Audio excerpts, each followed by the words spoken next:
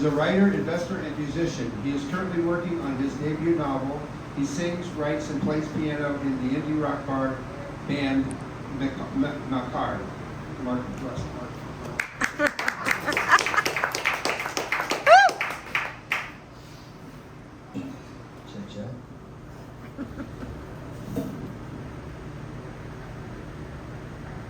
Thank you so much for having me tonight.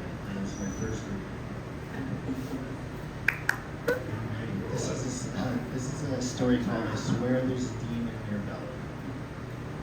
Louder. Louder? Okay. This is a story called I Swear There's a Demon in Your Belly. I swear there's a demon in your belly, honey. I don't know how you can eat so much.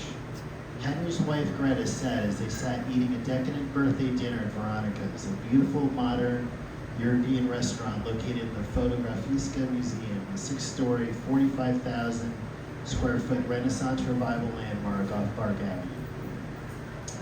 Henry's loving wife of 27 years knew he had always been a prodigious eater.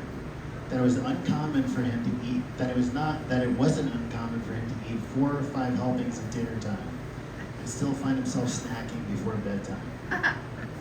But the amount of food he had consumed in the last couple of hours wasn't human. Henry had been a 3-sport varsity athlete in high school and a Division I athlete in college, so no matter how much food he ingested, he could always burn it off during practice, matches, or meets. Even in his 30s, 40s, and now early 50s, his metabolism was fired up and ready to go. He loved food, could see himself spending all his money on restaurants and takeout. If he made more money, he'd hire a personal chef to cook anything and everything his heart desired. But this was different. He'd gone through half the restaurant's menu and wasn't slowing down. The stylish maitre d' Kyoko had stopped by earlier in the evening to present the fancy 70% dark chocolate bar, wrapped in fine paper and served on a silver platter in honor of Henry's 52nd birthday. But now she was back asking for his credit card. "We'll just keep it on ice so you won't have to fuss with it when the bill arrives," she said, looking concerned. "Are you enjoying everything, my lovelies?" "Everything has been amazing," Greta said. "I just hope my husband doesn't explode."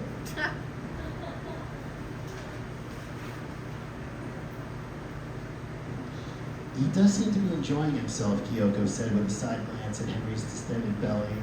"No harm in that, right?" Henry smiled as sweat began surging down his forehead. "I'd like to try the filet on the bone, the ribeye, and the New York Wagyu strip next, please."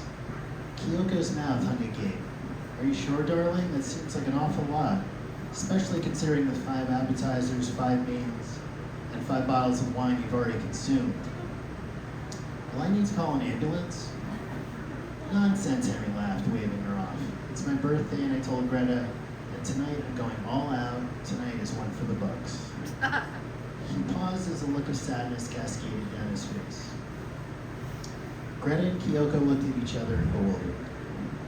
"Okay, but please pace yourself, my dear. I'm not sure human beings are supposed to consume this much." She stared at him for a minute before continuing. "I'll put the order in and have them bring your dishes over shortly." Henry thanked her before looking over at his wife's distraught face. "Honey, what's going on?" Greta asked.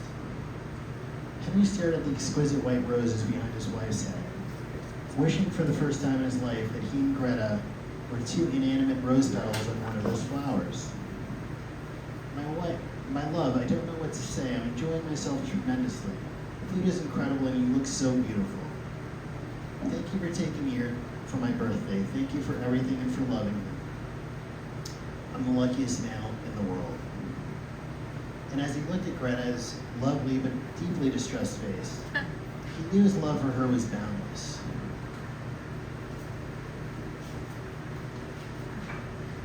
That she was the most amazing woman he had ever met. He loved her more than anyone or anything in the world. There was nothing he wouldn't do for her, even eat himself to death. The amount of food he had consumed was starting to take its toll. He loosened his belt and took off his elegant black Calvin Klein blazer, which took considerably more effort than when he put it on earlier in the evening. People at neighboring tables who had lightheartedly giggled all evening over the amount of food he was ordering Now it looks of horror on their faces as 3 more maids arrive. My love, can you really eat all of that? I have to. I mean, I want to. Yes, I want to. Henry was starting to lose it.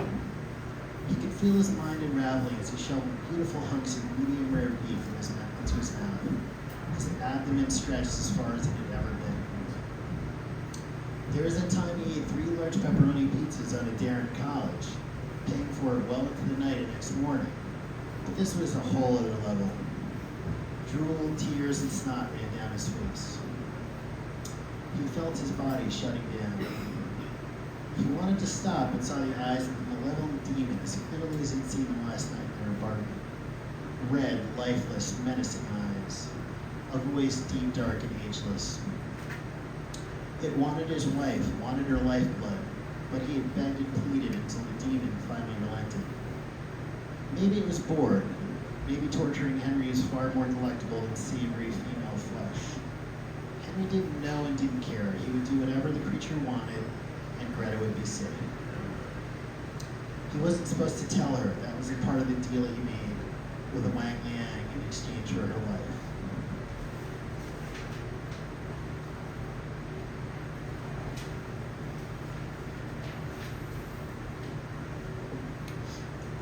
I love you, honey, I always will, he said weakly, his eyes bloodshot, heart racing, blood pressure skyrocketing from the copious amount of salt besieging his bloodstream.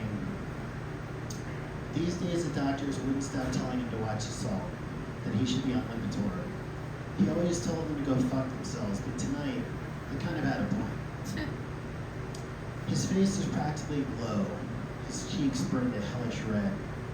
He finished 3 more mains, another bottle of white, then 3 helpings of the assorted gelato, which came 10 heaping scoops to a plate. He could no longer speak, nor hear his wife's protestations to stop.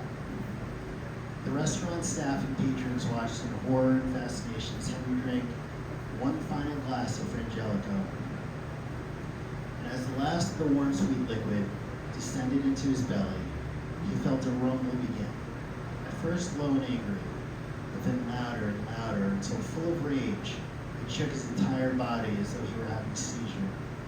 His head wrenched upwards, his arms extended straight out from their sockets, and the innards of his grossly distended belly exploded all over the white marble tabletop, nearly drowning his hysterical wife in the entire contents of the restaurant's kitchen. From its perch outside the restaurant's ornately beveled windows, the Wang Liang looked pleased. Amusement was not so easy to come by these days.